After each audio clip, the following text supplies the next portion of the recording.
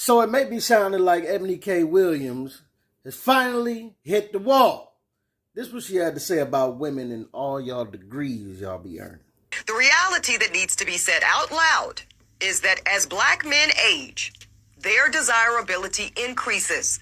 Thus, their optionality of women is always expanding. And the exact opposite is true for black women.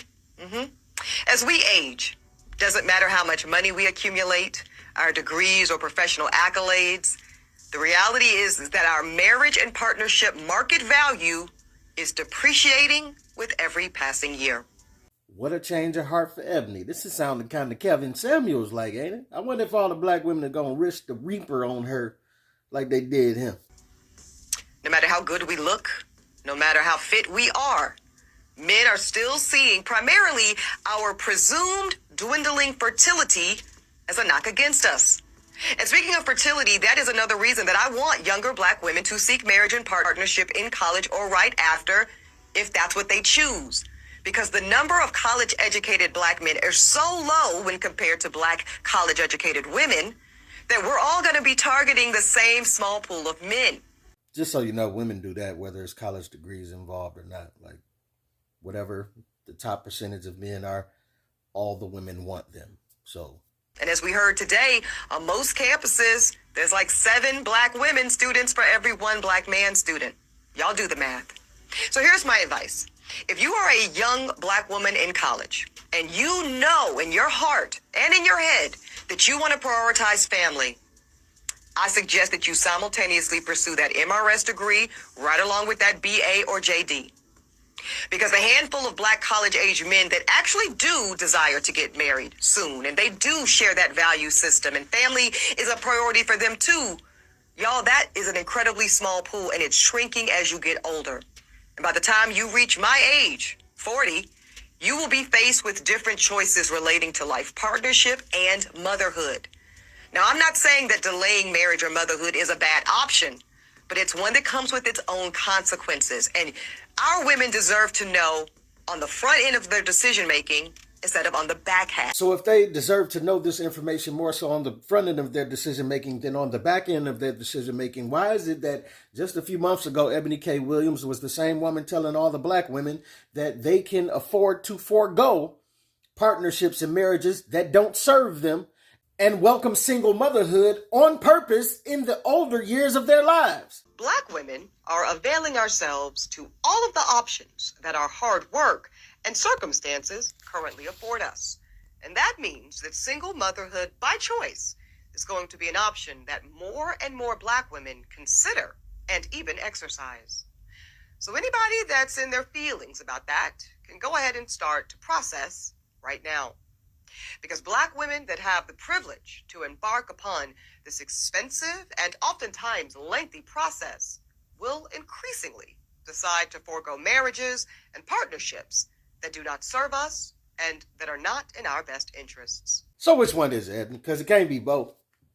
It's either one or two things that could be happening right now. One, she could have possibly hit the wall as hard as she ever thought she could and is having a whole change of mind, body, and soul. Her thoughts is different, right? Or two, she could have milked every part of the game that she was already spewing, all this feminist, black independent woman, relationships that don't serve us, get in vitro and have your own baby by freezing black sperm and all of this. She could have milked that side of the game in its entirety, and now she want a piece of the other side of the game. Because we can clearly see her changing from these feminist talking points to the Kevin Samuels talking points. And we all know the feminists can't stand Kevin Samuels. I mean, we see Candace Owens back in the day cry racism to win a $37,000 lawsuit. But now, all of a sudden, Candace Owens is on the other side of the fence and racism don't exist, apparently. I mean, just look how Charleston White flip-flop. Like, I remember back in the day, I die about this, and I'm the realest of and all that. Till Mob James hopped up in his face. This before he carried that mace and all that. This is actually why I think he started carrying that mace and every tool he had. Because as soon as Mob James hopped up in his face, he got quiet as a church mouse. He wasn't ready to die no more. You know what I'm saying? Then he went on the Fresh and Fit podcast, set up with them, laughing and giggling, smiling in their face. They were best friends for 2 hours. Then on the next one, when they say we ain't gonna pay you, but we want you to come back. Oh, homie, I wouldn't dare come sit up with y'all. Y'all some weenies and y'all some punks and y'all some passport boys. Y'all don't get no women and all this. Now you going off on them, but you was just best friends 5 minutes ago.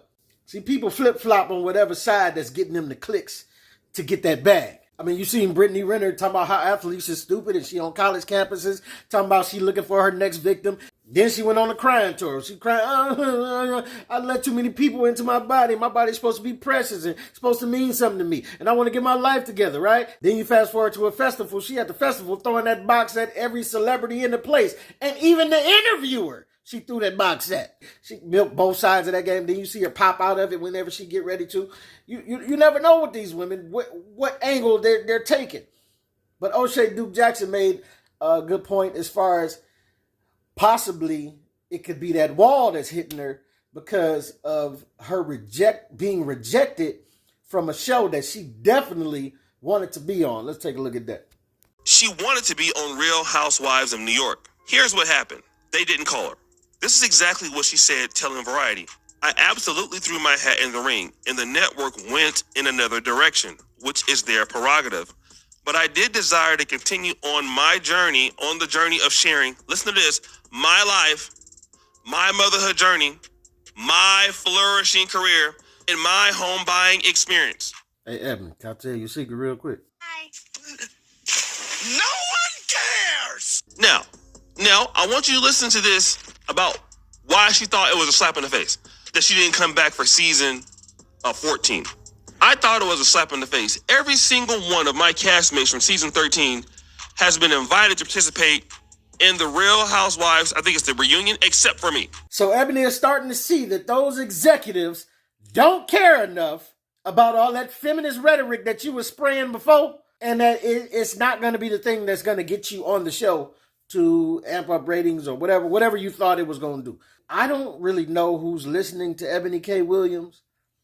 I'll take that back. I do know who's listening to her. It's probably a bunch of goofy but book smart women that buy into this whole feminist rhetoric. Now, what I'm wondering is if she's going to fully jump ship and swam in the water to the other boat and stay on this Kevin Samuels type of thing that she's doing right now, or if she's going to like just play tag and like float back in between the two, whichever one services her best at the time. I'm just wondering because I've never heard her talk in this manner. Like she was on the Breakfast Club one time and she could not stop bringing up degrees. And which I want to throw something out here for you. Black women and women in general keep throwing this up in people's face about degrees. We get more degrees than anybody. Most of y'all don't work in the field that you even got the degree in. So what are you bragging about? And most of you are still in debt. Like, college is a business. They have marketed to you and they know something well. They know something about women and especially black women. They spend money. And so you can convince a lot of black women to go to school for however many years and buy a useless degree that they can brag about to people who don't care for the rest of their lives. Men do not care about your degree unless it's one of the few degrees that can actually help the family build something together. And even then, they still might not care about it. I'm glad she's finally admitting this. I don't know if she's having a moment where she's just, it's just, she just, the wall is right there and she can't dodge it. But we keep telling y'all the wall is coming. See, men, like we know when we have dug ourselves into a deep, depressing hole. But while we may be a little too comfortable in that hole, we're not delusional about what it's going to take to climb out of the hole. We know the things that grown women want grown men to do in order to be desired. So when we are ready to climb out of that hole, we man up and do those things. Be just more logical about things. We don't talk in the clouds like women be talking. Y'all be talking and telling men all this stuff that we supposed to like. And we don't. We're never going to like all these things that you're trying to make us like. It's like trying to feed a shark tofu. It don't work. A shark likes what it likes. It eats what it eats. You cannot tell a shark. But I digress. This is what y'all try to do. But hey, I'm just gonna say I'm glad she admitted to it. I'm glad she admitted to it. But am I fully invested in it? Am I like, oh, cheering for it?